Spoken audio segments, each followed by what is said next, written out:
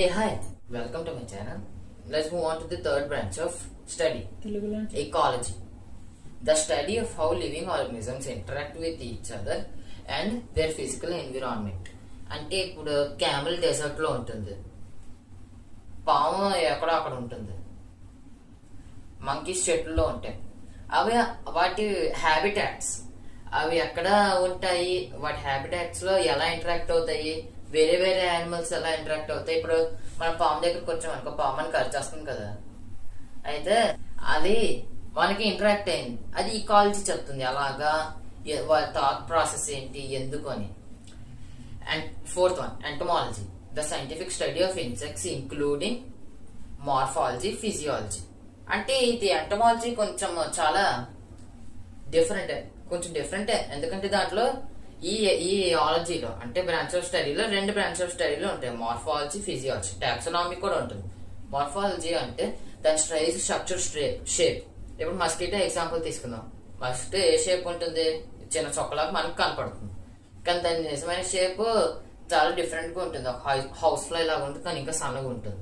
Physiology ఏంటంటే మన muscles గురించి చెప్తుంది, అంటే ఇన్సెక్ట్ మసిల్స్ వాటి అంత గురించి. అదే అనాటమీ కాదు, అనాటమీ వేరే, ఫిజియాలజీ వేరే, డిఫరెంట్ ఉంటుంది. నెక్స్ట్ షార్ట్ లో చెప్తాను.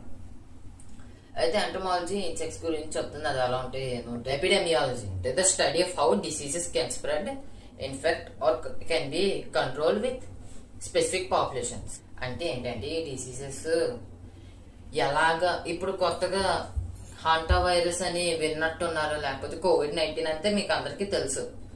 కోవిడ్-19 అనుకో, అది ఎలా స్ప్రెడ్ అయింది, ఎలాగా మనుషుల్లోకి వెళ్ళింది, మనకి ఎలా తెలిసింది, మనకి ఎలా తెలుసుకోవచ్చు, ఎంతమంది ఎఫెక్ట్ అయ్యారు, అదంతా ఎపిడెమియాలజీ చెప్తుంది. అలాగే మనం క్యూర్లో ఫైన్ చేయొచ్చు, ఎంతమంది ఇన్ఫెక్ట్ అయ్యారో చెప్పొచ్చు, ఇంకా ఎలా స్ప్రెడ్ అవుతుందో దాన్ని ఎలా ప్రివెంట్ చేయొచ్చో చెప్పచ్చు. ఇప్పుడు second last one, herpetology. Herpetology అంటే the branch of zoology that is concern with the study of amphibians like frogs and reptiles. Frogs,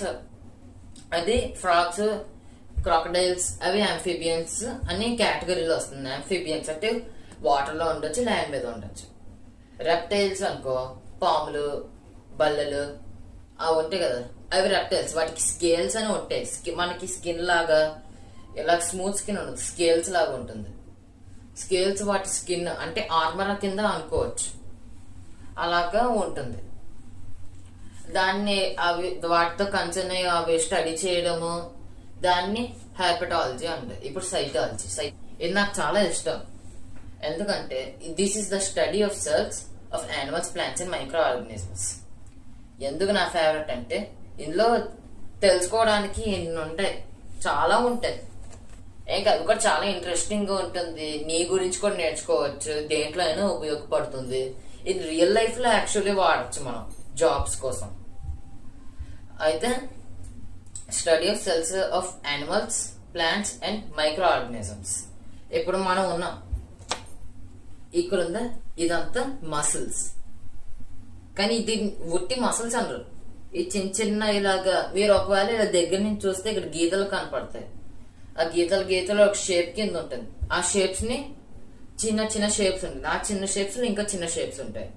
అయితే అవి సెల్స్ అనేది మన బాడీనే చేస్తాయి. హ్యూమన్ లో రఫ్లీ 20 trillion సెల్స్ ఉంటాయి. ప్లాంట్స్ లో కూడా ఉంటాయి అలాగా, కానీ ప్లాంట్స్ లో వేరేలాగా సెల్స్ ఉంటాయి, మళ్ళీ వేరేలాగా సెల్స్ ఉంటాయి. ఇప్పుడు మల్టీ సెల్యులర్, యూనిసెల్యులర్ అని డివైడ్ అయ్యి ఉంటాయి. మెయిన్ గా మనం మల్టీ సెల్యులర్, నర్వ్ సెల్స్ ఉన్నాయి, ఫ్యాట్ సెల్స్ ఉన్నాయి, చాలా సెల్స్ ఉన్నాయి, స్మూత్ మసిల్ సెల్స్ ఉన్నాయి.